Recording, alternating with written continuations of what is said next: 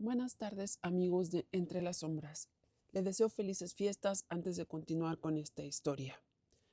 ¿Cree usted que a veces las historias que nos narran parecen falsas porque tienen demasiadas coincidencias que suenan como de película? Eso mismo creía Perla hasta que se enfrentó a esas coincidencias.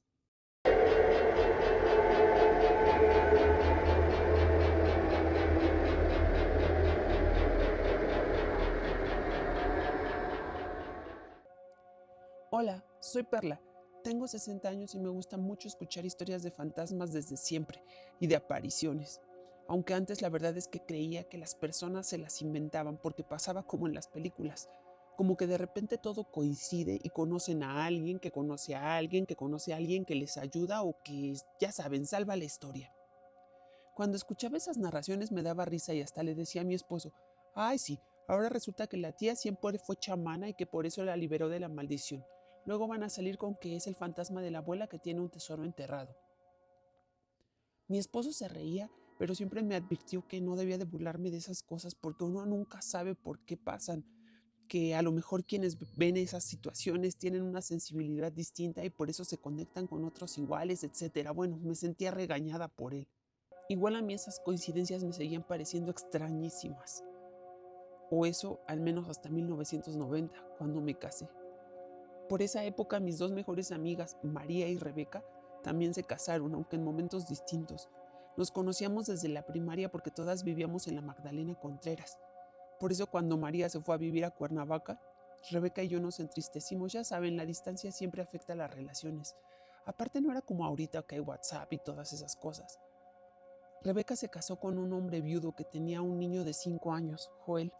Era un niño simpático, siempre estaba sonriendo y jugando.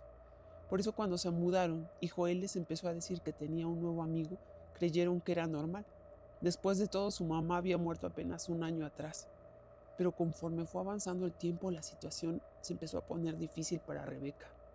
Aunque vivía en su casa de ensueño, porque era una casa que le gustaba desde que éramos niñas y que por eso su esposo había comprado, estaba seguro de que había algo extraño ahí y que no le hacía bien a Joel, que le estaba afectando mudarse a un lugar distinto. Quizá era porque le faltaba a su mamá. Un día Rebeca llegó a mi casa y quería consultarme, pero no como amiga, sino como psicóloga. Yo no quería aceptar porque no es ético, pero al final me insistió tanto que le dije que sí.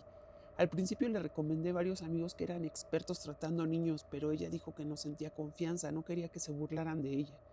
Entonces acepté escuchar su historia. Me contó que al principio Joel les decía que escuchaba a ese amigo suyo en el cuarto, pero conforme avanzaron los días ya no nada más era la voz. Joel les describió claramente al niño. Se llamaba Paco, según él. Era un niño de 7 años, tenía el cabello castaño, un ojo verde y un ojo café, y siempre llevaba una pijama de planetas. A su esposo a ella les pareció curioso que se inventara hasta una personalidad y ropa para su amigo, y lo alentaron y siempre le preguntaban cómo estaba Paco, qué le gustaba hacer, o cómo habían pasado la noche, cosas por el estilo. Joel les explicaba qué juegos le gustaban, hasta que de pronto empezó a empeorar.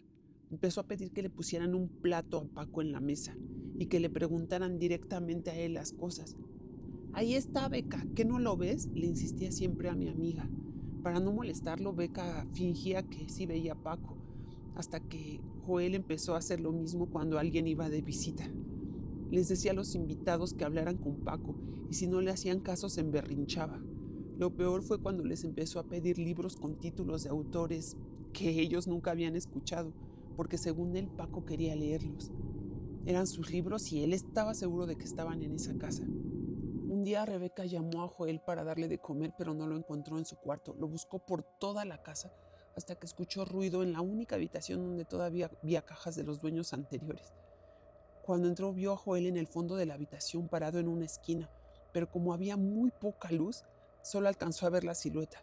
De inmediato prendió el foco y su susto fue tremendo. Joel sí estaba allí, pero estaba sentado detrás de unas cajas. Tenía los libros que les había pedido unos días atrás. Rebeca vio de la esquina la caja y le preguntó cómo es que se había movido tan rápido. No era yo, ese de ahí es Paco, le dijo él, cansado, fastidiado. No te asustes, nada más bajamos a buscar sus libros. No creas, me dijo Rebeca llorando. Creo que me estoy volviendo loca. A veces cuando Joel se va a la escuela escucho ruidos en su cuarto. El otro día sus juguetes aparecieron en la sala cuando yo acababa de ponerlos en el juguetero y hasta he visto una sombra en los espejos. Yo traté de consolarla diciéndole que seguramente se estaba sugestionando porque Joel se había inventado toda la personalidad para su amigo imaginario y como ellos le siguieron el juego, pues ahora también ellos creían en Paco. Pero ¿cómo supo los nombres de los libros? ¿Cómo supo que estaban ahí? Yo ya no sabía qué hacer porque Rebeca no paraba de llorar. Le dije que de seguro Joel los había visto antes y los usó para llamar la atención y para que creyeran en Paco. Igual ese fin de semana nos invitaron a ir a cenar a mi esposo y a mí para que viéramos la conducta de Joel. Desde luego yo no le había contado nada a mi marido. No quería que se sugestionara él también y terminara viendo a Paco. Nos sentamos a la mesa y efectivamente Joel nos pidió que habláramos con Paco y que le preguntáramos cómo había estado su día también. Rebeca intentaba aguantarse el llanto y su esposo se intentaba aguantar la pena. Cuando nos fuimos, mi esposo me dijo, no me vayas a creer, pero cuando subí al baño me pareció ver a un niño que se metía en la habitación de Joel. Pero luego bajé y ahí estaba en la mesa todavía. Yo me sorprendí, pero no le dije nada. Creí que a lo mejor yo también me estaba sugestionando. Lo extraño es que mi esposo fuera el que hubiera visto algo. Esa semana me programé para visitar a María, que regresaba de luna de miel después de 2 meses y estaba terminando de arreglar su casa. Entonces, como no la habíamos visto y tampoco había podido asistir a la boda de Rebeca porque estaba en su luna de miel, decidí ir a verla. Lo primero que me dijo fue eso. Dile a Beca que me las va a pagar por no esperarse a que regresara de mi luna de miel. Yo no me pude aguantar y le conté todo a María, que Rebeca se había ido a vivir a la casa que le gustaba desde niña, los problemas con Joel, el amigo imaginario, todo.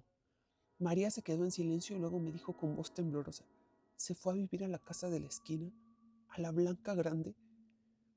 Sí, ya ves que le gustaba desde que éramos niñas y siempre dijo que quería vivir ahí y como de pronto la pusieron en venta. Joel les dijo cómo es el niño que ve, me interrumpió ya sin hacerme caso. Yo le describí al niño y ella se puso a llorar más que Rebeca. Casi no podía controlarla. Al final se levantó y buscó en una de las cajas que estaban en desorden por la mudanza.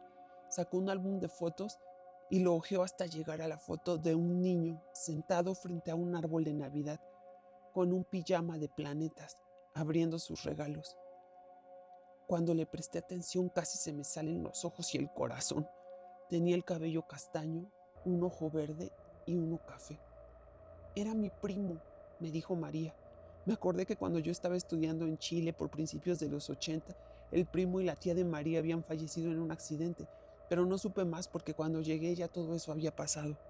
Al parecer, mientras lo llevaba a la escuela, salió deprisa y un camión los golpeó de frente, justo cuando ellos estaban incorporándose a la calle. Pero yo no sabía que esa era la casa. Mi tío la puso en renta, no la quería vender porque decía que ahí estaban todos sus recuerdos, pero los inquilinos nunca duraban. Creíamos que era porque sabían del accidente y se sugestionaban, ya sabes cómo es la gente.